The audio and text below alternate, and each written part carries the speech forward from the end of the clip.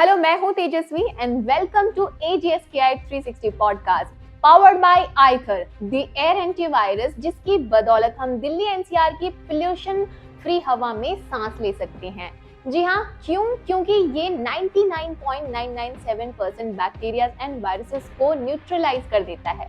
इसे आप डिस्क्रिप्शन में दी गई लिंक से परचेज कर सकते हैं और Amazon और फ्लिपकार्ट से भी इसे परचेज किया जा सकता है। इंडिया में नमकीन सिर्फ एक स्नैक्स नहीं है, बल्कि ये बचपन की याद है।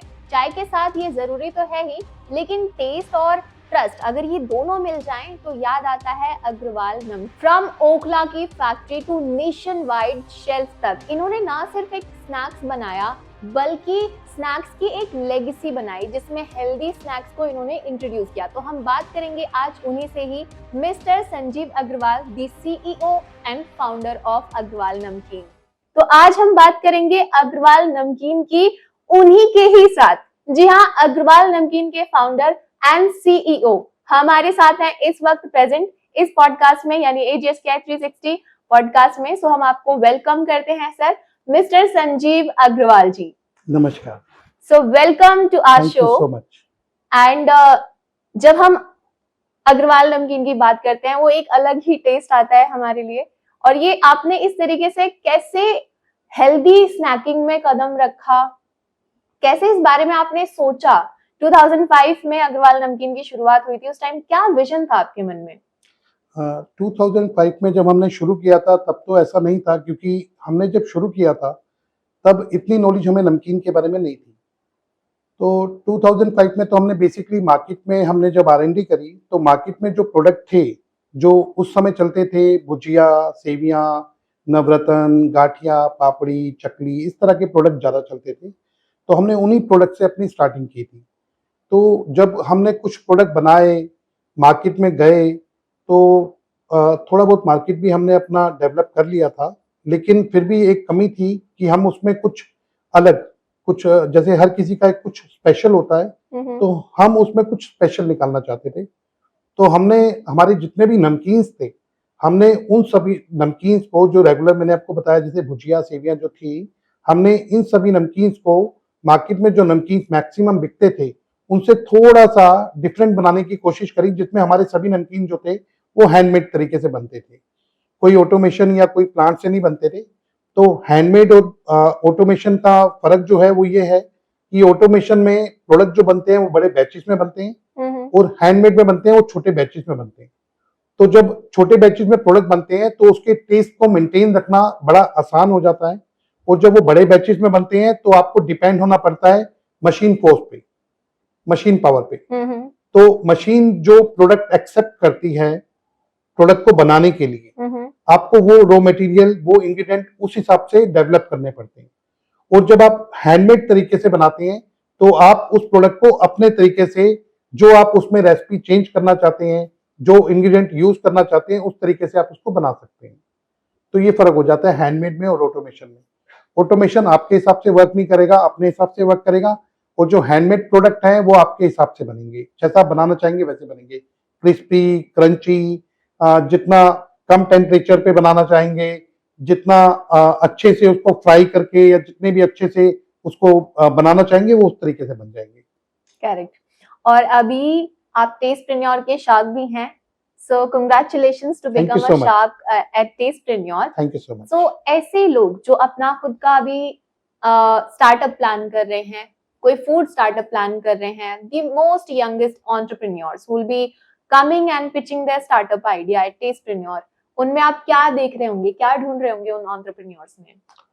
देखिए, मैं चाहता हूँ कि ना मार्केट में जो नए F&B प्लेयर्स जो मार्केट में एंट्री करें, जो नए एंटरप्रेन्योर जो मार्केट में आए, वो मार्केट में एक नया विजन लेकर आए, जिसमें वो कुछ अलग अपनी पहचान बनाने के पर्पस से भी, और मार्केट में जो कंज्यूमर है, जो खाने वाले कंज्यूमर है, उनको कुछ अलग देने की कोशिश करें।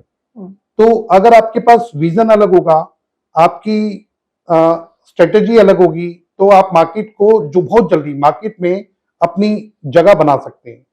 तो मैं यही चाहूंगा आपको कि आप अपना पहले विजन जो है ना, आप उतने विजन को पे अच्छे से वर्क करें, और अपने जो प्रोडक्ट जो आप लॉन्च करना चाहते हैं, लोगों को देना चाहते हैं, उसके अंदर पूरी रिसर्च करें कि आप किस तरह का प्रोडक्ट देना चाहते हैं और जो खाने वाले कंज्यूमर है वो किस तरह का प्रोडक्ट आपसे लेना चाहते हैं। जी। Correct correct. और क्योंकि जब हम बात करते हैं कि रिसर्च तो है ही इम्पोर्टेंट, लेकिन जब हम बात करते हैं अग्रवाल नमकीन की, आपके पास मोर देन 800 प्रोडक्ट्स हैं, तो इतने बड़ी रेंज की आपको फ्लेवर टेस्टिंग भी करनी है, कैसे आप इन चीजों को मेंटेन करते हैं? बिकॉज मोर देन 800 प्रोडक्ट्स हैं आपके यहाँ पे, तो ये इसका क्या प्रोसेस रहता है एंड कितने लोग उसमें इन्वॉल्व होते हैं? जैसे हमारी रेंज, हमें आपको पता है हमारी रेंज काफ़ी बड़ी है।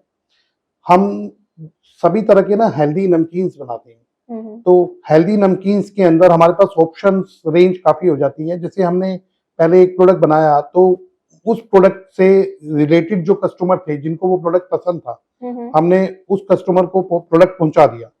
लेकिन अभी भी मार्केट के अंदर उसके अलावा भी लोग कुछ और खाना पसंद करते हैं। जैसे मैंने आपको बताया मिलेट से हम कुछ चीजें बनाते हैं, लेकिन हर कोई मिलेट नहीं खा सकता है क्योंकि मिलेट जो है वो थोड़ा मोटा अनाज, गरम अनाज, भारी होता है, खाने में उसका टेस्ट थोड़ा अलग होता है और जो हमारे रेगुलर स्नैक्स हैं उनका टेस्ट बिल्कुल अलग होता है। तो जो रेगुलर टेस्ट स्नैक्स के अंदर जो टेस्ट आते हैं उसको उसके कंपैरिजन वाले टेस्ट बनाने के लिए हमें फिर दोबारा से रॉ मटेरियल्स वगैरह जो हमारे इंग्रेडिएंट होते हैं उनको चेंजेस करके कुछ नए प्रोडक्ट डेवलप करने। तो हम ऐसी डेवलपमेंट में काम करते रहे, करते करते पता लगा हमारी रेंज काफी बड़ी हो गई है। उसके बाद जैसे आप जानते हैं हमारे यहाँ पर इंडिया में कितने सारे अलग अलग फ्लेवर्स हैं। जैसे आप नॉर्थ इंडिया जाएंगे तो नॉर्थ इंडिया में खाने वाले फ्लेवर्स अलग हैं, साउथ इंडिया के अपने अलग फ्लेवर्स हैं। आप राजस्थान की तरफ अगर जाते हैं तो वहाँ के फूड अलग हैं, महाराष्ट्र में अलग तरीके के फूड लोग पसंद करते हैं, उनके फ्लेवर्स भी अलग अलग हैं। तो कहीं पर लोग भेल चस्का फ्लेवर, हमारे बहुत सारे यूनिक फ्लेवर हैं जिसमें भेल चस्का है, बिरयानी है, चिली टमाटो है। आजकल एक हमारी जो नई जनरेशन जो आजकल आ रही है जो बहुत ज्यादा जंक फूड खाती है, जंक फूड यूज करती है, इसमें आप देख सकते हैं पिज्जा, बर्गर, ये सब जो है प्रोडक्ट हैं, इनके अंदर भी बहुत अलग अलग नई तरीके के फ्लेवर्स आने लग गए हैं, इटालियन फ्लेवर आने लगे हैं। तो हमने भी अपनी नमकीन्स के अंदर ऐसे बहुत सारे इटालियन फ्लेवर डेवलप करे जिसमें क्रीम एंड ओनियन है, चीज एंड हर्ब है, एलेपिनो है, पेरी पेरी है। तो जब ये डेवलप करे ना हमने तो ऑटोमेटिकली हमारी रेंज बड़ी हो गई। अब रेंज बड़ी, जैसे आपने बताया कितनी बड़ी रेंज को संभालने के लिए टीम भी बड़ी लगती है, तो हाँ डेफिनेटली इसमें बहुत बड़ी टीम लगती है। लेकिन अगर किसी को मीठा पसंद है तो हम चाहते हैं कि हम उसको ना मीठे वाले प्रोडक्ट ही अवेलेबल कराएं, ना कि हम उसको अगर हम मीठा नहीं बनाएंगे तो उन्हें मजबूरी में जो मिल रहा है वो खाना पड़ेगा।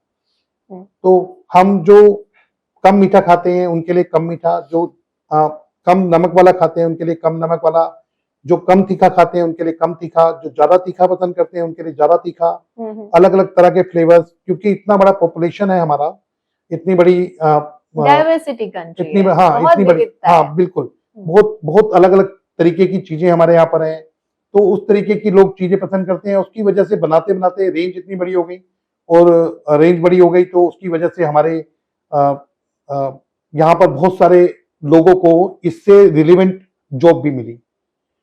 तो बहुत बड़ी टीम डेफिनेटली है हमारे पास जो इन सब चीजों को इजीली मैनेज कर लेती है, इन सब वैरायटीज को 800 प्रोडक्ट को बड़ी इजीली हैंडल कर लेती है हमारे पास इतनी बड़ी टीम। और अग्रवाल नमकीन के बारे में जो सबसे खासियत यह है कि हर कोई यहाँ पे आलू के चिप्स या फिर ये सारी चीजें ऑलरेडी मार्केट में अवेलेबल थी, लेकिन अग्रवाल नमकीन के बारे में जो खासियत है वो ये है कि इन्होंने बीट रूट के चिप्स लाए, मखाना के चिप्स लेके आए, और मेरे ख्याल से मैंने ये भी सुना है कि राजमा के भी चिप्स हैं। तो इस तरीके से जो यूनिक नमकीन को आपने इंडिया में इंट्रोड्यूस किया, उसका क्या कोई आपका पर्सनल कमिटमेंट था या फिर आपने किसी से वो इंस्पिरेशन लिया? नहीं, ऐसा नहीं है, इंस्पिरेशन तो नहीं कहूँगा और ऐसा भी नहीं कि पर्सनल भी मेरा नहीं। जैसे मैंने आपको बताया, मैं जिस बैकग्राउंड से आता हूँ ना, वहाँ टेस्ट पहले से ही हमारी रगों में पहले से ही बहता है कि मैं जिस फैमिली बैकग्राउंड से आता हूँ वहां पर हमने बहुत साल ना इसी चीज में काम किया था, मसाले के फ्लेवर्स में। तो हम मसाले को बड़े अच्छे से समझते हैं, मसाले का मतलब फ्लेवर्स हो गए, हम फ्लेवर्स को बड़े अच्छे से समझते हैं। कि लोग ना अपने तरीके के, अगर जैसे ज्यादा खट्टा, ज्यादा खट्टा जिसको पसंद नहीं है ना, उसके लिए वो प्रोडक्ट बेकार है। अगर मैंने ज्यादा खट्टा वाला कुछ उसको खिला दिया, उसके लिए वो प्रोडक्ट बेकार है। और मैंने अगर किसी ज्यादा तीखा खाने वाले को ज्यादा तीखा खिला दिया तो वो कहेगा प्रोडक्ट खराब है। तो मैंने क्या करा, हमारे यहाँ क्या था, तो हमने शेल्फ पे हर तरीके के फ्लेवर्स लगाए, जिसमें हमने कम तीखा, ज्यादा तीखा, कम मीठा, ज्यादा मीठा, इस तरह की सारी रेंज हमने बनाई। और जैसे प्रोडक्ट की बात है कि मार्केट में जितने भी नमकीन, जब हम मार्केट में एंट्री हमने करी थी, तब कुछ टाइम काम करने के बाद ही हमें रियलाइज हो गया था कि मार्केट में जितने भी प्रोडक्ट आते हैं वो सिर्फ 5 या 6 इंग्रेडिएंट पे डिपेंड करते हैं, जिसमें मैदा, बेसन, आलू, मक्का, कॉर्नस्टार्च, उसके अलावा सूजी और आटा। इन 6 चीजों के अलावा किसी भी चीज से कोई नमकीन या कोई भी स्नैक्स नहीं बनता। और पूरा मार्केट सिर्फ इन्हीं 6 प्रोडक्ट से ही नमकीन बना रहा है। तो हमने सबसे पहले जो प्रोडक्ट बनाया, हमने रागी के स्नैक्स बनाए सबसे पहले। तो हमने उसके अंदर ये 6 आइटम में से कोई भी आइटम यूज नहीं करी। जो कॉम्पोजिशन हमने बनाई उसके अंदर हमने कुछ भी यूज नहीं करा। हमने उसमें रागी का फ्लोर यूज करा, उसके अलावा हमने उसमें उड़द की दाल यूज करी, थोड़ा साबुदाना यूज करा, थोड़ा सा हमने उसमें ब्राउन राइस यूज करा। हमने उसकी कॉम्पोजिशन से रागी का चिप्स बनाने की कोशिश करी। आई थिंक मेरे ख्याल से 5 या 6 महीने हमें लगे होंगे उसको बनाने में, अलग अलग दिन, अलग अलग, क्योंकि उस समय वो प्रोडक्ट नहीं था मार्केट में। 5 से 6 महीने जब कोई प्रोडक्ट मार्केट में नहीं होता ना, तो पता नहीं होता वो बनेगा नहीं बनेगा। ये तो सिर्फ हमारी सोच है। एक दिन अचानक हमें लगा कि हमें कुछ अलग बनाना चाहिए, हमने अलग बनाने की तैयारी करी, हमने उसकी कॉम्पोजिशन बनाई, फिर कॉम्पोजिशन के हिसाब से प्रोडक्ट नहीं बना, फिर हमने अगले दिन उसकी कॉम्पोजिशन फिर चेंज करी, फिर बनाया, फिर वो थोड़ा थोड़ा स्टेबल होने लगा, फिर तीसरे दिन हमने फिर उसकी रेसिपी चेंज करी, फिर उसके जो बनाने के तरीके थे, उसका टेम्परेचर हो गया, ऑयल का टेम्परेचर हो गया, कितना बड़ा साइज बैटर का लगाना है, कितने साइज में उसको बनाना है, हमने ये सब जब शुरुआत करी तो फिर पहले तो बनाने की बात आई, पहले हमने बनाया, फिर बनाने के बाद आई कि उसका टेस्ट कैसे डेवलप करना है। अब टेस्ट डेवलप करने के लिए कि मार्केट में जो प्रोडक्ट हैं, अगर उसके कंपैरिजन में, यानी मंचिंग करनी है, देखिए डॉक्टर की मेडिसिन तो है नहीं कि हाँ भाई हम अपने पाउच में निकाल के उसको लगा देंगे और कोई खरीद लेगा, ऐसा तो है नहीं। जिसको मंचिंग करनी है उसको कंपैरिजन भी मंचिंग से ही करना है, स्नैक्स से ही करना है, नमकीन से ही करना है। तो नमकीन के अंदर नमकीन का टेस्ट होना चाहिए। नमकीन का सबसे मेजर जो टेस्ट होता है वो होता है उसका क्रंच। उसके अंदर क्रंची नमकीन जो है वो क्रंची होनी चाहिए, मुंह में जाते ही घुल जानी चाहिए, और उसका फ्लेवर जो है खाने के आखिरी बाइट तक उसका फ्लेवर बना हो रहना चाहिए। ये नमकीन के अंदर लोग ये देखना चाहते हैं। तो जब हमने प्रोडक्ट बना लिया तो प्रोडक्ट बन गया, उसके बाद उसके फ्लेवर के लिए, उसको क्रंच देने के लिए, फिर उसके टेम्परेचर के हिसाब से अलग अलग तरीके से उसको बना के, फिर उसके बाद बनने के बाद उसको कई महीने का ट्रायल पीरियड उसका चलता है कि जिसमें हम उसकी शेल्फ लाइफ भी मेंटेन करने की कोशिश करते हैं कि कितने दिन तक इसी कंडीशन में रह सकता है। तो वो सब तैयारी करते हैं। इस तरीके से 4, 5, 6 महीने एक प्रोडक्ट को डेवलप करने में, बनाने में और लॉन्च करने में लगते हैं। फिर जब हम मार्केट की बात कर रहे हैं, मैंने अगर रागी चिप नॉर्थ इंडिया में लॉन्च करा तो मेरे को नॉर्थ इंडिया में लॉन्च करने के लिए मुझे उसके अंदर मसाले का फ्लेवर बनाना है जो नॉर्थ इंडिया के हमारे फ्लेवर हैं। हमारे नॉर्थ इंडिया में हींग, लोग हींग खाना पसंद करते हैं, हींग प्रेफर करते हैं, स्पाइसी फ्लेवर पसंद करते हैं। अब हम नॉर्थ इंडिया से हट के अगर हम इसको नॉर्थ वेस्ट में जाते हैं तो फ्लेवर चेंज हो जाते हैं। कैसे? वहां पर लोग जो है वो थोड़ा सा मीठा फ्लेवर ज्यादा पसंद करते हैं। तो वहां पर वाला पोर्शन, हाँ, मैं गुजरात वाला, जैसे मैं कहूंगा क्रीम और चीज वाले फ्लेवर को ज्यादा प्रेफर करते हैं। तो वहां पर के लिए हमने थोड़े फ्लेवर अलग डेवलप करे, जिसमें हमने क्रीम एंड ओनियन, चीज एंड हर्ब, ये फ्लेवर हमने वहां पर बनाने शुरू करे। फिर हम यहाँ से निकले, अगर हम फिर जैसे हम राजस्थान की तरफ गए तो राजस्थान के खाने के फ्लेवर अलग हैं, वहाँ बहुत ज्यादा स्पाइसी लोग पसंद करते हैं। तो वहां पर हमने जो फ्लेवर बनाए, वहां हमने बनाया पुदीना चटका, वहां हमने बनाया स्पाइसी ट्रीट, उसके अलावा हमने वहां पर चिली चटका बनाया। इस तरह के फ्लेवर हमने वहां डेवलप करे। तो क्योंकि मैंने आपको बताया प्रोडक्ट जो था ना वो मार्केट में अवेलेबल नहीं था। जब अवेलेबल नहीं है तो यानी कंज्यूमर भी नहीं है ना, अब जीरो कंज्यूमर है। अब मेरे दिल्ली में प्रोडक्ट बेचता हूँ, जो मार्केट में लोग जिनकी डिमांड है उसका कंज्यूमर तो मुझे यही मिल जाएगा, लेकिन जिसकी डिमांड नहीं है तो मुझे जो रेगुलर प्रोडक्शन करनी है उस प्रोडक्ट को मार्केट में लॉन्च करके मेरे को हिट भी करना है, मार्केट में चलाना भी है, उसका कंज्यूमर खड़ा करना है। और अगर मैं स्टेप बाय स्टेप पहले दिल्ली में लॉन्च करूंगा, दिल्ली में चलाऊंगा, फिर और जगह जाऊंगा, तो इसमें बहुत लंबा टाइम लगेगा, तब तक प्रोडक्ट सर्वाइव नहीं कर पाएगा। अच्छा, किसी प्रोडक्ट को जब लॉन्च करना होता है और खास तौर से जब हम बात करें एफ&बी इंडस्ट्री का कोई प्रोडक्ट है, तो लॉन्च के लिए सबसे बेस्ट प्लेस कौन सा है, दिल्ली या मुंबई? हम तो दिल्ली के ब्रांड है, हमारी और दिल्ली है। और कितना आसान होता है रूरल एरियाज को कवर करना? हाँ, बहुत टफ होता है, आसान नहीं होता, बहुत टफ होता है, बहुत टीम लगती है, बहुत लोग लगते हैं।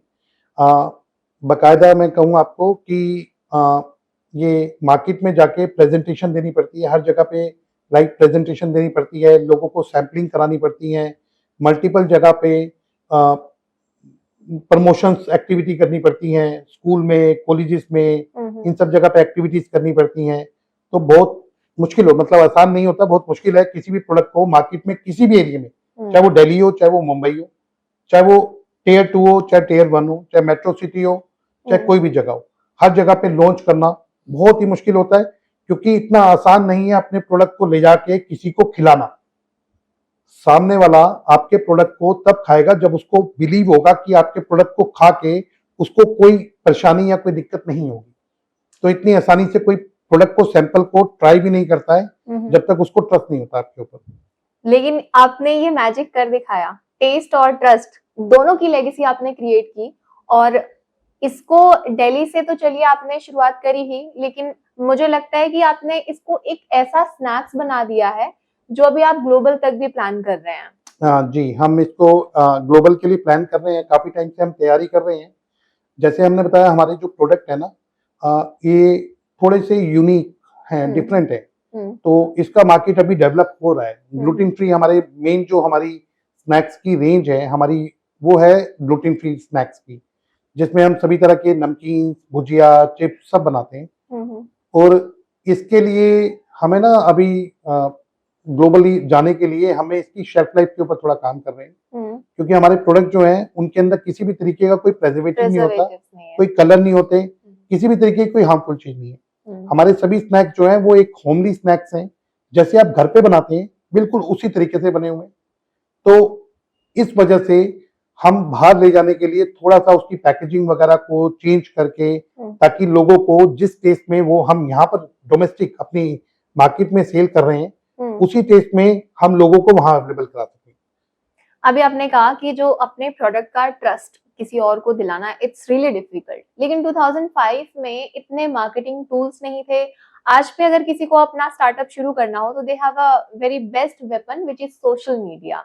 उस टाइम पे सोशल मीडिया भी नहीं था, डिजिटल इतनी प्रेजेंस नहीं थी, तो लेकिन अग्रवाल नमकीन को लोगों ने जाना, तो ये एक बहुत बड़ी अचीवमेंट थी एफ&बी इंडस्ट्री में होने के नाते आपके लिए। वो आपने कैसे किया, और जो नए स्टार्टअप ऑनर्स हैं अभी, जो शायद प्लान ही कर रहे हैं या जिन्होंने शुरुआत कर दी है, वो आपसे क्या सीख सकते हैं इसके रिगार्डिंग? जब हमने काम शुरू किया था 2005 में, तब ऐसा नहीं था कि हमें उस समय ब्रांड के बारे में इतना नहीं पता था कि हम कोई ब्रांड बनेंगे, हम कोई प्रोडक्ट लॉन्च करेंगे और आगे जाके वो प्रोडक्ट चलेगा। क्योंकि शुरुआत तो वहीं से होती है जहां से सबकी होती है पहली, कि हाँ भाई पहले अपना बेस बनाना है, अपने आप को मार्केट में एक जगह पे अवेलेबल कराना है। तो शुरुआत तो वहीं से हुई थी, लेकिन जब हमने शुरू करा और मार्केट में निकले, तब जैसे मैंने बताया, ट्रस्ट फैक्टर बहुत बड़ी चीज है किसी भी एफ&बी के अंदर, किसी भी प्रोडक्ट के अंदर। हम जब मार्केट में पहुंचे, तब हम मार्केट में उन्हीं रेगुलर प्रोडक्ट के साथ पहुंचे थे जो रेगुलर प्रोडक्ट मार्केट में अवेलेबल थे, क्योंकि तब हमें नमकीन के बारे में उतनी जानकारी नहीं थी, क्योंकि हम नमकीन में सिर्फ नमकीन को का बिजनेस शुरू करने के लिए आए थे। तो लोगों ने हमें वैसे ही प्रेफर करा कि मार्केट में उनके पास पहले से प्रोडक्ट अवेलेबल हैं, तो कोई भी प्रोडक्ट वो मेरा तब लेंगे जब कुछ डिफरेंट होगा। तो डिफरेंट इन द सेंस, या तो उसकी पैकेजिंग में बहुत ज्यादा डिफरेंस हो, उसके प्राइस पॉइंट के हिसाब से वो कहीं डिफरेंस उसमें हो, या उसकी क्वालिटी और टेस्ट में।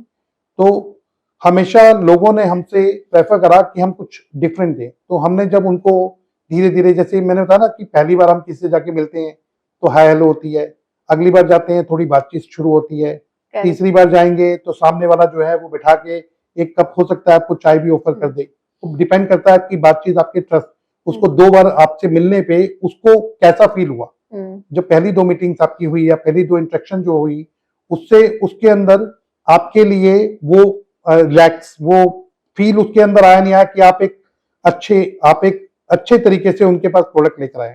तो ऐसे मल्टीपल टाइम मीटिंग्स होती है, मल्टीपल टाइम हम जाते हैं प्रेजेंटेशन। जब मैंने शुरू किया था 2005 में, 2005 में, तब मैं मार्केट में प्रोडक्ट लेके जाता था।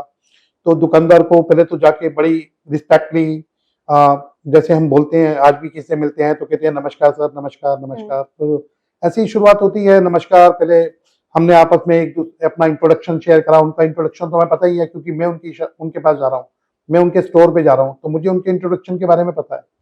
तो मैंने उनको अपना इंट्रोडक्शन दिया, अपने बारे में बताया, अपने प्रोडक्ट के बारे में बताया। तो उनका पहला जवाब तो यही होता था कि ठीक है भाई, अगली बार आना तो बताएंगे। अक्सर ये होता है, मैक्सिमम पहला इंट्रोडक्शन तो ऐसा ही होता है, क्योंकि देखिए आपके लिए कोई खाली नहीं बैठा हुआ। मार्केट में हर कोई काम कर रहा है, बिजी है, उसके शेड्यूल बने हुए अपने, और मल्टीपल नए ब्रांड, नए प्रोडक्ट मार्केट में आते रहते हैं। सब इसी तरीके से अप्रोच होते हैं। यही काम सेकंड टाइम हमारा वीकली प्लान होता था मार्केट में जाने का। एक वीक प्लान बना हुआ होता था कि आज हमने मंडे को इस मार्केट के अंदर जाना है, इस मार्केट के अंदर आज 40 दुकानों पे हमने विजिट करनी है। तो हम 40 दुकानों पे जाके सेम प्रेजेंस देते थे। फिर नेक्स्ट वीक सेम वही रिपीट होता था, फिर नेक्स्ट वीक रिपीट होता था। तो जब हमारा ये साइकिल रेगुलर कंटिन्यू चला, पहली बार में लोगों को ट्रस्ट नहीं हुआ, दूसरी बार, तीसरी बार, चौथी बार हम गए, तो सामने वाले को लगा कि भाई ये वाकई रेगुलर अपनी प्रेजेंटेशन दे रहा है, रेगुलर आ रहा है, तो चलो इसको भी कुछ ट्राई कर लेते हैं। तो ऐसे करके हमें थोड़ा थोड़ा मार्केट में स्पेस मिलना चालू हुआ। हमारे प्रोडक्ट को उन्होंने सबसे पहले हमने उनको सैंपल चेक कराए, फिर उनको लगा कि भाई सैंपल अच्छे हैं, प्रोडक्ट अच्छे हैं, तो हम मार्केट में इनको जगह देते हैं। तो उन्होंने हमें जगह दी, फिर हमारा प्रोडक्ट वहाँ लगा। फिर हमने वहाँ पर कुछ दिन हर शॉप पे शाम को, इवनिंग टाइम पे, जिस समय पीक आवर होता था उनका, हम हर शॉप पे शाम को 1 घंटे 2 घंटे वहाँ पर उनको लाइव टेस्टिंग कराते थे, वहाँ जाकर प्रोडक्ट खिलाते थे। तो ऐसे हमारे 1-1, 2-2 पैकेट, 4-4 पैकेट हर स्टोर पे हर दिन के बिकने लगे। फिर वो हमारे क्लाइंट को एक ट्रस्ट बिल्ड हुआ कि हाँ भाई, हम प्रेजेंटेशन भी अच्छी दे रहे हैं और प्रोडक्ट भी अच्छा दे रहे हैं, और कंज्यूमर को प्राइस भी सही मिल रहा है। तो उससे हमारा एक ट्रस्ट फैक्टर हमारा क्लाइंट के साथ बना। फिर वो बस चलता रहा, इसी तरीके से प्रोडक्ट जुड़ते रहे। अब हम जब भी कोई नया प्रोडक्ट लॉन्च करते थे, इसी तरीके से हम अपने इसी स्ट्रेटेजी के तौर पे कि पहले रिटेलर के पास रखवाने के साथ साथ हम रिटेलर की शॉप पे वहां पर सैम्पलिंग भी शुरू करते थे। तो देखिए उस समय तो हम खुद मार्केट में जाते थे, पहले 3, 4, 5, मेरे ख्याल से शायद 8 या 10 साल तक तो हम मार्केट में खुद अवेलेबल होते थे, हर प्रोडक्ट को खुद लेके जाते थे, खुद से रीच आउट किया। हाँ, खुद और से। कंसिस्टेंसी आई थिंक वो भी बहुत मैटर करती है, जो मैं आपकी कन्वर्सेशन से समझ पा रही हूँ। एक तो कंसिस्टेंट रहना है, प्रेजेंटेशन आपको बहुत बेहतरीन रखना है, क्वालिटी तो आपने ऑलरेडी मेंटेन कर ही लिया था अपने प्रोडक्ट। देखिए अगर मार्केट में आप अवेलेबल, अगर आप सर्विस दे सकते हैं तभी आपको, आपकी जरूरत किसी को है। अगर आप सर्विस ही नहीं दे पाएंगे, रेगुलर मार्केट ही नहीं कर पाएंगे, या रेगुलर मार्केट में क्लाइंट को सामान नहीं दे पाएंगे, तो वो अपने क्लाइंट को तो नहीं जाने दे। कोई भी अपने क्लाइंट को किसी दूसरे की वजह से नहीं जाने देगा। अगर किसी शॉपकीपर के पास कोई कस्टमर आ रहा है तो वो उस शॉपकीपर के पास आ रहा है सामान लेने के लिए। अब अगर उसके पास मेरा सामान नहीं होगा तो कस्टमर घर पे जाके भूखा तो नहीं बैठेगा ना, किसी का तो लेके जाएगा ना। तो अगर मेरा सामान वहां पर नहीं है तो कस्टमर किसी और का सामान ले जाएगा। करेक्ट। तो मुझे अपना सामान वहां पर अवेलेबल कराना है, उसके लिए मेरी प्रेजेंस हमेशा रहनी चाहिए, चाहे वो ऑफलाइन चाहे ऑनलाइन, किसी भी तरीके से, कि कस्टमर जो लेने आ रहा है। देखिए बहुत बड़ी बात है कस्टमर किसी का प्रोडक्ट लेने मार्केट में आए, ये बहुत बड़ी बात है। मार्केट में हर चीज की बहुत बड़ी रेंज है। अगर आप कोई भी एक आइटम, आप कोई भी चीज मार्केट में आज आप फोन लेने जा रहे हैं तो आप फोन लेने के लिए जाइए, जब तक आप अपना ब्रांड नहीं बताएंगे ना, सामने वाला आपको 10 ब्रांड दिखा देगा। या तो आप जाके बताइए आपको क्या चाहिए, ब्रांड बताइए, वरना वो आप कह दीजिए मुझे फोन चाहिए, मुझे एक आईफोन दे दीजिए, तो वो आईफोन में भी आपको मल्टीपल ब्रांड, मल्टीपल रेंज आपको दिखा देंगे। फिर आप बोले मुझे इस ब्रांड का आईफोन चाहिए, तो वो आप उस ब्रांड का दिखाएंगे। ऐसे ही हमारे स्नैक्स या किसी भी आइटम के साथ, कल को आप मार्केट में आप जाके बोलिए भैया एक देसी घी का पैकेट दे दीजिए, तो वो आपको अपनी पसंद का देसी घी का पैकेट देगा। क्योंकि आपने ब्रांड तो बोला ही नहीं, आपने सिर्फ देसी घी बोला है। तो हाँ। आपको बोलना पड़ेगा, जब आप बोलेंगे कि जाके मुझे इस ब्रांड का देसी घी दे दीजिए। और इसी तरीके से मेरे ख्याल में संघर्ष इसका भी है कि एक ब्रांड बनना भी बहुत जरूरी है। मैंने कहा ना, पहले पहले आदमी प्रोडक्ट बनता है, बाद में ब्रांड बनता है। पहले लोग सिर्फ भुजिया लेने आते थे, पहले कोई भी भुजिया ले ली, जब कोई भुजिया जो सबसे अच्छी लगी, 3-4 बार अलग अलग भुजिया ले ली, एक बार जब टेस्ट, हर बार रोज भुजिया खा रहे हैं, डेली खा रहे हैं, जिस दिन कुछ अच्छी खाएंगे उस दिन आपको वो नोटिस हो जाएगी ना कि आपने कुछ अच्छा खाया है, आपका मुंह का टेस्ट बदल जाएगा ना। जैसे ही आपका मुंह का टेस्ट बदलेगा, आप नोटिस हो जाएगी, फिर आप पढ़ेंगे कि आपने कौन सी भुजिया लेकर आए थे, आपको भी याद नहीं है कौन सी लेकर आए थे, तो आप जब पढ़ेंगे तो नोटिस हो जाएगी, फिर अगली बार जाके आप कहेंगे कि इस ब्रांड की भुजिया दे दीजिए। सही बात। पहला सवाल होता है आपका भुजिया दे दीजिए। जब तक आप सबको जब तक आप कंपैरिजन नहीं कर रहे, तो नमकीन के अंदर बेसिकली ऐसा ही होता है कि लोग जाते हैं नमकीन लेने के लिए, किसी को नवरत्न चाहिए, किसी को भुजिया, किसी को नट क्रैकर, किसी को पीनट, किसी को बीटरूट चिप्स, तो वो जाके मार्केट में जो मिल रहा है वो ले लिया। लेकिन जैसे ही उनको टेस्ट क्लिक करता है, उनको वो टेस्ट समझ में आता है, तो वो उस पर रुक जाते हैं, फिर कहते हैं हमें इसी टेस्ट का चाहिए, इसका टेस्ट ज्यादा बढ़िया था। मैं ये नहीं कह रहा हूँ किसी का टेस्ट खराब था, खराब किसी का नहीं था, लेकिन किसी का तो बेस्ट होगा ना। सब सिमिलर नहीं हो सकता, सब इक्वल नहीं हो सकता। ये तो फूड आइटम है ना, हर रोज बनेगी, और जितनी बार भी बनेगी हर बार कुछ ना कुछ डिफरेंस होगा। मैंने बताया ये हैंडमेड है, ये घर की रोटी की तरह है कि अगर आपकी आंच तेज है तो रोटी थोड़ी जलेगी, हाँ। अगर आपकी आंच कम है तो थोड़ी कच्ची रहेगी। अगर आपका फ्लेम एक्यूरेट है तो वो सही तरीके से सिकेगी। तो हमेशा अपनी फ्लेम को एक्यूरेट रखना और हमेशा सही रोटी बनाना, ये हर किसी के बस की बात नहीं है। ये हर किसी के बस की बात नहीं है। कभी कोई टेम्परेचर कम रखता है, कभी कोई ज्यादा रखता है। मैनुअल, हैंडमेड और हैंडमेड में यही फर्क होता है, होमली में। तो हमारा ये वाला सीक्वेंस है, इसकी वजह से हमारे प्रोडक्ट मार्केट में लोग रिपीट मांगते हैं, क्योंकि हम कोशिश करते हैं कि हम उन्हें हमेशा सिमिलर प्रोडक्ट दें, और मार्केट में जो भी लोग सेल कर रहे हैं, जो भी प्रोडक्ट है मार्केट में, उनसे हमेशा वो बेस्ट रहे। उसके लिए तो हमारा इन हाउस, हम हर दिन अपनी प्लानिंग, अपनी स्ट्रेटेजी या बहुत सारी चीजें करते ही रहते हैं। ये अच्छा, ओखला की फैक्ट्री से लेकर के नेशन वाइड शेल्फ तक आप हर जगह पे अपने नमकीन को पहुंचा चुके हैं।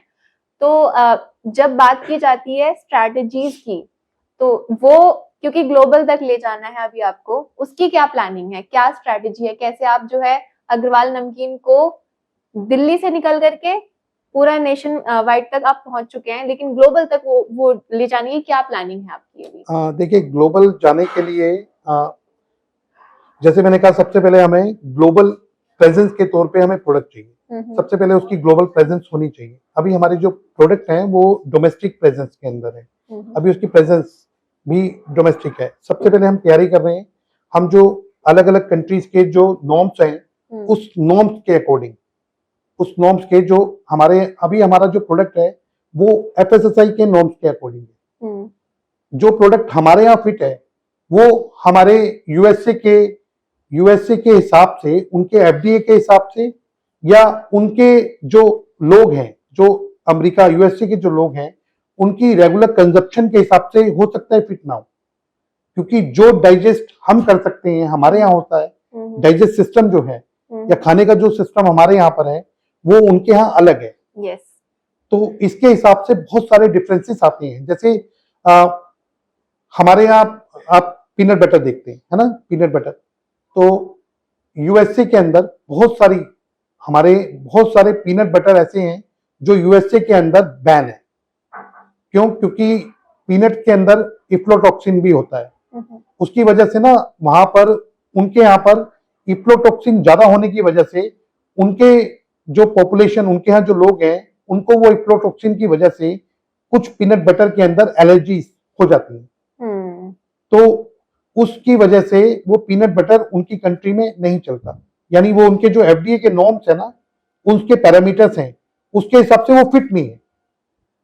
तो अभी हमने जो प्रोडक्ट बनाए हैं या जो हम बेच रहे हैं, उसमें हम FSSAI के जो अपने इंडियन नॉर्म्स हैं, अभी हम उसके हिसाब से प्रोडक्ट को अभी हम उसके न्यूट्रिशन जो है, हमें उसके FDA के बाहर की कंट्रीज के हिसाब से अगर हमने दुबई लेके जाना है तो हमने वहां के हिसाब से उसके नॉर्म्स बनाने हैं, उसके स्टैंडर्ड के हिसाब से अपने प्रोडक्ट को चेंज करना है, फिर हम वहां ले जा पाएंगे। कितना हर time- प्रोडक्ट हर जगह के लिए फिट नहीं होता। कितना टाइम लगेगा अब इसमें? हाँ, काम चल रहा है हमारा इसमें, तो अगले शायद हो सकता है बहुत जल्दी हम इसमें अपने प्रोडक्ट को हर जगह पे लॉन्च कर देंगे। कोशिश कर रहे हैं जल्दी से जल्दी, अगले 2 महीने 3 महीने के अंदर प्रोडक्ट हमारे जो है वो बाहर पहुंच जाएंगे। Best wishes sir. Thank you so much. तो अगर आपके इतने सारे लाइक मोर देन 800 प्रोडक्ट्स हैं, उसमें से आपका फेवरेट कौन सा है? जो उससे ज्यादा पैसे मिलते हो। किन से मिलते हैं?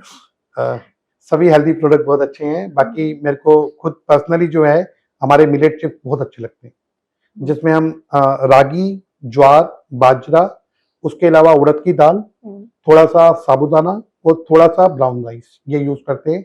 उसके अलावा सिर्फ फ्लेवर्स, जिस भी फ्लेवर्स में वो चाहिए हो, 7 फ्लेवर में अवेलेबल होते हैं और सिर्फ ये यूज करते हैं। इसके अलावा कोई प्रेजर्वेटिव, किसी भी तरह का कोई कलर, कोई एमएसजी, कोई जीएमओ, कुछ भी इसके अलावा अदरवाइज यूज नहीं करते। और बड़े ही हम इसको हैंडमेड तरीके से बनाते हैं, बहुत छोटे बैचेस में बनते हैं हमारे। हमारा टोटल जो यूनिट है वो मैं कहूँगा बहुत छोटे, उसमें जितना भी टूल्स है फायर, जैसे किचन, एक छोटी किचन के अंदर टूल्स होते हैं, छोटी गैस, छोटी कढ़ाइयाँ, वैसे ही हमारी इंडस्ट्री के तरफ से छोटे छोटे टूल्स उसके अंदर है। छोटी छोटी कढ़ाइयों पे छोटे छोटे बैचेस में वो बनते हैं और छोटे छोटे हैंडमेड टूल्स से बनते हैं। और तो उससे उसका जो टेस्ट है ना वो बहुत ही डिफरेंट और बहुत ही यूनिक निकल के आता है। क्यों? क्योंकि हम ना वॉल्यूम के पीछे नहीं भागते। हमारे लिए हमारा जो कंज्यूमर है ना, जो खाने वाला जो कंज्यूमर है ना, उसका टेस्ट बहुत मैटर करता है। अगर हम उसको औरों से डिफरेंट टेस्ट नहीं देंगे तब भी उसको हमारी जरूरत नहीं है। करेक्ट। एंड सर, जो लोग अभी अपना खुद का कोई स्टार्टअप करना चाहते हैं, उन्हें सबसे पहले क्या स्किल सीखनी चाहिए? सबसे पहले तो उनको हार्ड वर्क सीखना चाहिए, बहुत हार्ड वर्क। आप अगर एफएमबी में आ रहे हो तो एफएमबी आपसे, फूड सेक्टर आपसे बहुत मेहनत कराएगा। यहाँ कोई भी प्रोडक्ट को चलाना, जैसे मैंने आपको बताया कि हमारे लॉन्च करने से कोई हमारा प्रोडक्ट खाएगा नहीं, उस पर हमारा नाम लगने से भी कोई प्रोडक्ट हमारा नहीं खाएगा। जब किसी को चाहिए होगा ना तभी वो खाएगा। करेक्ट। और अगर आप मार्केट में कोई प्रोडक्ट लेके आ रहे हैं तो सामने वाले को खिलाने के लिए आपको बहुत पेशेंस रखने पड़ेंगे कि वो कब उसका मन करेगा कि वो आपके प्रोडक्ट को, सैंपल आपके प्रोडक्ट की ट्राई करे। हम मीटिंग्स करते हैं। आपका एक ऐसा कोई टैगलाइन भी है जिसमें ये है कि आप उनको वो दीजिए what they prefer to eat, ऐसा कोई टैगलाइन? मैंने आपको बताया ना, जैसे मैंने आपको बताया कि आप जो खाना चाहते हैं ना हम आपको वही खिलाएंगे। जैसे मैं आपको पर्सनली बताऊं, मेरे को घर का खाना बहुत अच्छा लगता है, बहुत पसंद है। तो चाहे मुझे आप कोई भी सब्जी, कोई भी चीज खिला दीजिए, मुझे बहुत पसंद है। कुछ लोग होते हैं इसमें चूजी, कुछ लोगों को घर में, जैसे मैं कहूँगा राजमा नहीं पसंद, कुछ लोग कहेंगे कि हमें मूंग की दाल नहीं पसंद, कुछ लोग वेजिटेबल को बहुत अवॉइड करते हैं, वेजिटेबल में ये नहीं खाना, ये नहीं खाना। तो मैं उनको कहता हूँ हमें बताइए बच्चों को क्या खिलाना है, हम उसके चिप्स बना के देंगे, आप उनको खिला दो। तो आपके बच्चे अगर राजमा नहीं खाते तो मैं उनको राजमा का चिप्स बना के दूंगा और उस पे इटालियन फ्लेवर लगा दूंगा, तो बच्चे वो भी खा लेंगे। तो आपको जो पसंद है, आपको, जैसे देखिए आप मार्केट में आलू भुजिया लेंगे, आलू भुजिया में एक ही फ्लेवर आता है, आपको पता है। अगर कोई आलू भुजिया को सोल्टेड खाना चाहे तो आलू भुजिया उसके लिए नहीं है मार्केट। ऐसे ही है ना, आलू भुजिया एक ही फ्लेवर में आती है जिसमें थोड़ा खट्टा और थोड़ा स्पाइसी फ्लेवर होता है, मिक्स। हाँ, मिक्स। आप बताइए, जो मैं कहूँ हमारे पेरेंट्स हैं, सीनियर सिटीजन हैं, जिनको सॉल्ट भी कम खाना है, जिनको कोई मसाला भी नहीं खाना बेचारों को, अब वो बेचारे आलू भुजिया जो अब तक खाते थे, अब वो आलू भुजिया नहीं खा पा रहे। क्यों? क्योंकि आलू भुजिया के अंदर उनको ना सॉल्टेड मिलता है, ना लाइट फ्लेवर में मिलती है, ना मीठे में मिलती है, किसी फ्लेवर में मिलती है, सिर्फ एक ही फ्लेवर में मिलती है। मैं दूसरा एग्जांपल देता हूँ, नवरत्न, आपने सुना है नवरत्न प्रोडक्ट का नाम? खाया भी है। हाँ। अच्छा, नवरत्न जो है एक स्पाइसी मिक्सचर है, स्पाइसी में ही आता है। अब किसी को स्पाइसी नहीं खाना, मतलब अगर हमने अपने बच्चों को खिलाना है तो हम उनको नवरत्न तो नहीं खिला सकते, खा नहीं सकते वो। तो नवरत्न कौन खाएगा? जो ज्यादा स्पाइसी खा सकता है वही नवरत्न खाएगा। हम चाहते हो नवरत्न में 4 फ्लेवर निकाल सकते थे, नवरत्न के अंदर हम चीज वाला फ्लेवर निकाल सकते हैं, जिसको थोड़ा मीठा खाना है वो चीज का फ्लेवर ले सकता है। करेक्ट। हम नवरत्न के अंदर पुदीना फ्लेवर निकाल सकते हैं, जिसको पुदीना फ्लेवर ज्यादा पसंद है वो पुदीना खा सकते हैं, खट्टे वाला फ्लेवर। नवरत्न के अंदर हम तीखा भी बना सकते हैं, जैसे बन रहा है उसमें नवरत्न जो खा रहे हैं वो ले सकते हैं। और नवरत्न को हम सोल्टी भी बना सकते हैं, यानी जो कोई फ्लेवर नहीं खा सकता, जिसको कई तरीके के हेल्थ इश्यूज है, एलर्जीज है, जिसको मसाला जो है वो किसी तरीके के साइड इफेक्ट उसको मसाले से हैं। बहुत सारे लोग ऐसे, जैसे मैंने कहा ना ग्लूटेन फ्री, आप आज की तारीख में सुन रहे हैं, आज से 10 साल पहले किसी को मतलब नहीं था ग्लूटेन फ्री से।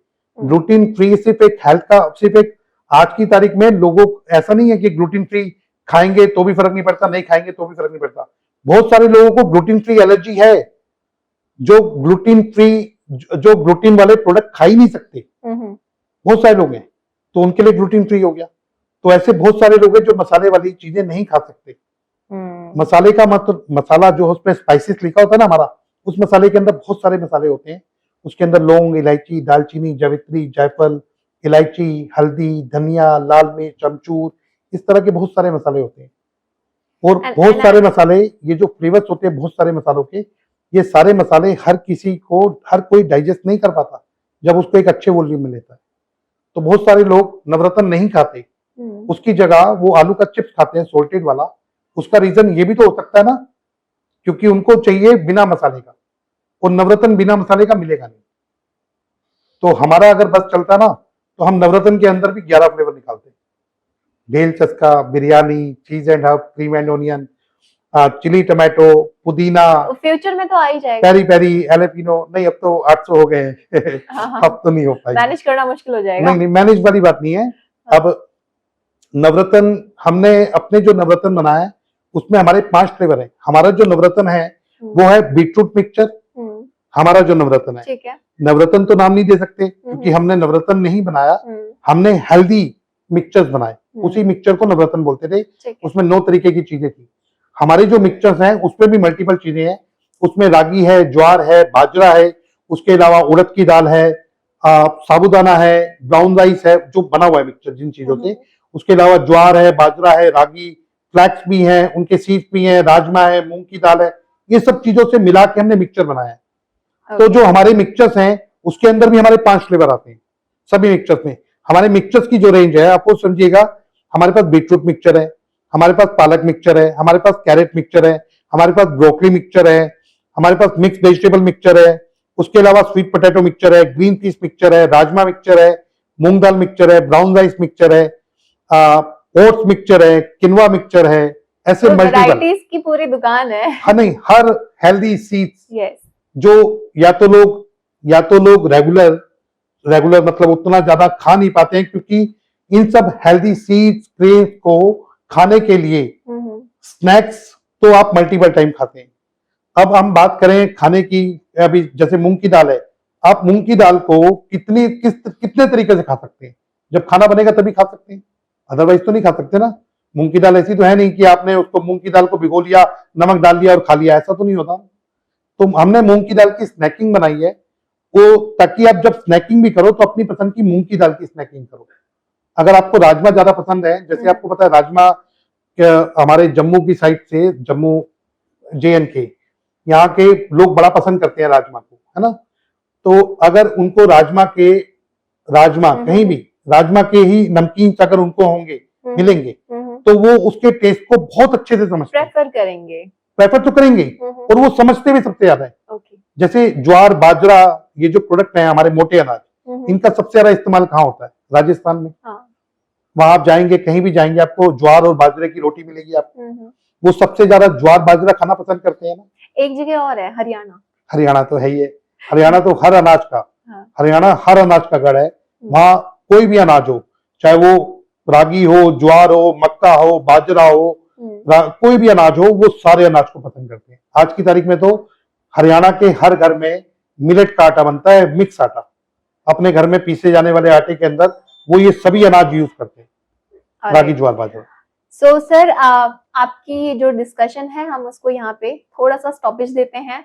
बहुत ही जल्दी जल्दी आपको आंसर करना है, रैपिड फायर का टाइम है, तो excited for the rapid fire? हाँ, definitely. Your most important business lesson? मैंने जैसे आपको कहा ना कि हार्ड वर्क मेरे लिए जो है ना, वो हार्ड वर्क सबसे बेस्ट लेसन जो है ना किसी के लिए भी, वो हार्ड वर्क है। कि आपको अगर हार्ड वर्क आप करेंगे तो कोई ऐसी चीज नहीं है जो आप अचीव ही ना कर पाए। करेक्ट। स्नैक्स के दीवाने का जो शहर है, दिल्ली है या मुंबई? दिल्ली।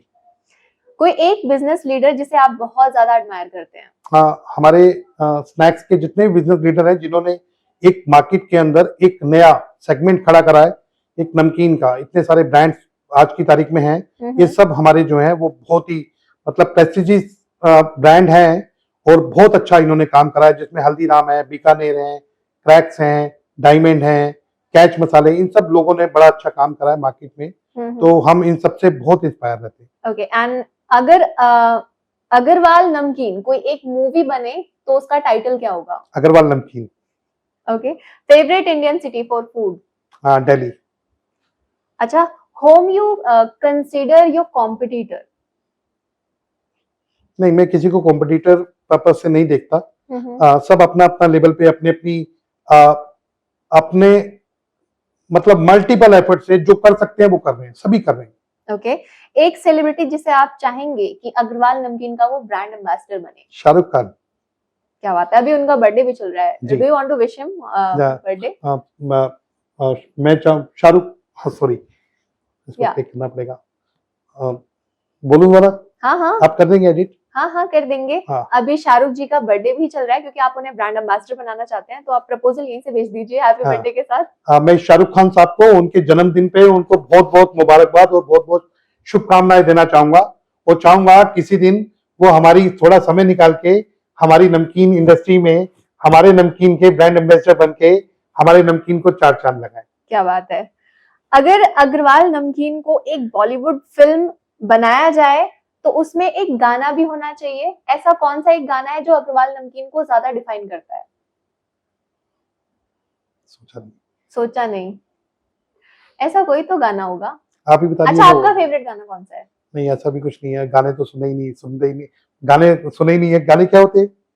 गाने होते हैं, रैप होते हैं, आजकल तो रैप का बड़ा कल्चर है। उसके लिए तो घर जाना पड़ता है, गाड़ी में बैठना पड़ता है, वो काम तो हो ही नहीं पाते। करेक्ट।